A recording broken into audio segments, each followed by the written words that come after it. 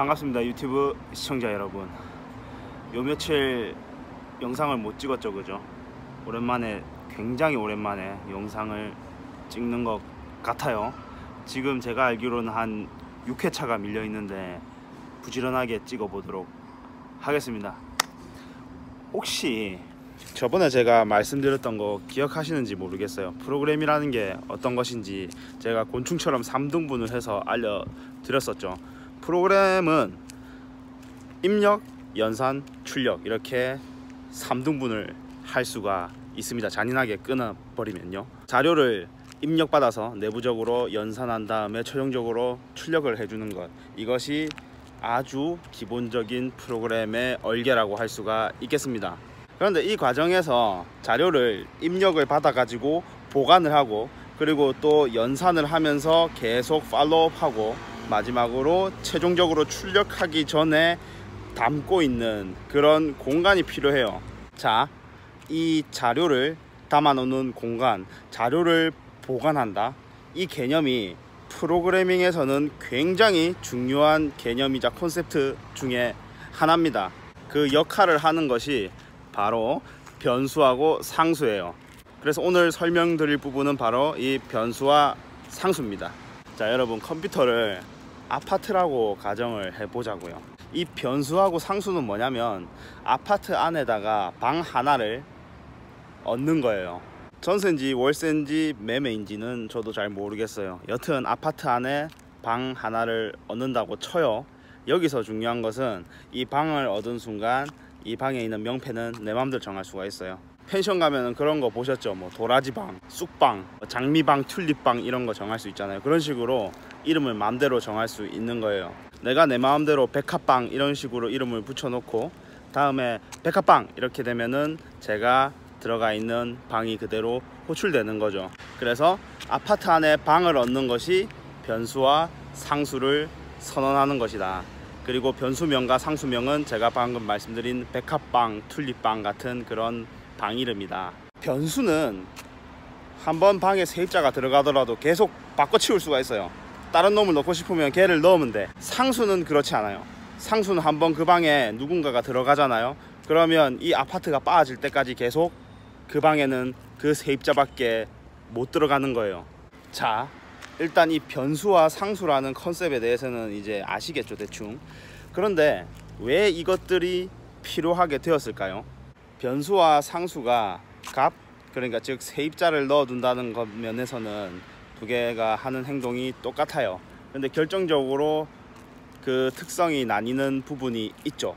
그런데 먼저 한번 설명을 드릴게요. 왜 우리는 프로그램을 배울 때 항상 첫머리에 헬로 월드를 찍고 난 다음 변수 사용법을 배우는 것인가? 프로그램을 만들면 어떤 값들을 계속 갖고 놀아야 되잖아요. 뭐 입력된 값이라든지 아니면 내부에서 생성한 값이라든지.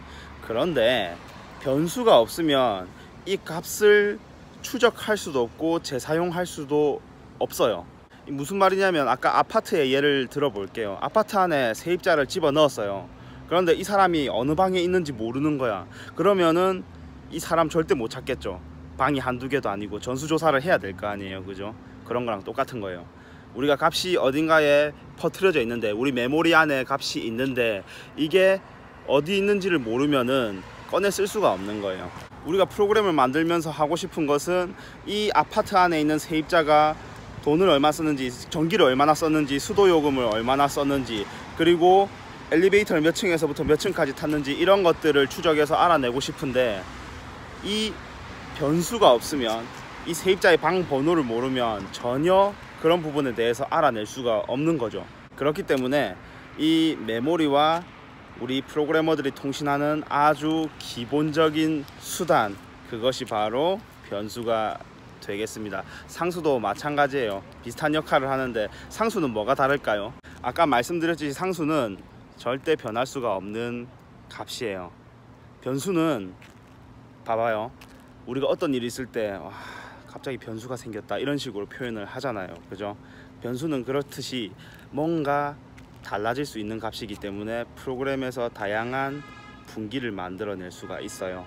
하지만 상수는 항상 고정된 값을 갖고 있기 때문에 기준이 됩니다. 주로 프로그램에서 기준을 세우는 역할을 해요. 예를 들어서 아파트 방침상 부녀 회장이 있는 층은 항상 아파트 맨 꼭대기 층이다 라는 그런 기준이 있다고 쳐요. 그러니까 항상 부녀 회장은 펜트하우스 제일 좋은 데서 먹고 자고 한다고 칩시다.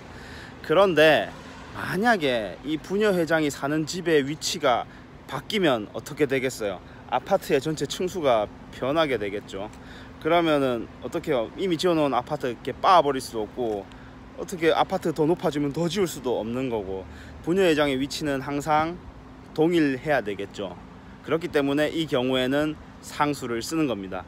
그러니까 만약 부녀 회장 집을 강제로 바꾸려고 한다면 모든 프로그램이 오류가 나버리게 되는 거죠. 그게 아주 정상적이고 안전한 방법이겠죠. 그렇기 때문에 변수와 상수를 나누어서 쓰는 겁니다. 그 프로그램에서 문법도 있고 연산자도 있고 다양한 것들이 있는데 결국은 상수와 변수를 다루게 됩니다. 그러니까 프로그램의 알파이자 오메가는 상수와 변수를 사용하는 거예요. 그러니까 제가 방금 전에 말씀드린 이 컨셉을 잘 이해하시길 바랍니다. 이것을 이해하고 난다면 그 다음에는 자료형, 자료구조, 그리고 포인터까지 들어가실 수가 있게 됩니다. 이런 식으로 언어에서 제공하는 어떤 문법적인 특성을 설명하는 것보다 기본적인 프로그래밍의 개념 설명을 몇 가지 해드리려고 합니다. 일단 그 스타트는 변수부터 끊었습니다. 좀 더 다양한 설명들을 드릴 수 있도록 하겠습니다. 변수는 여기까지 하겠습니다.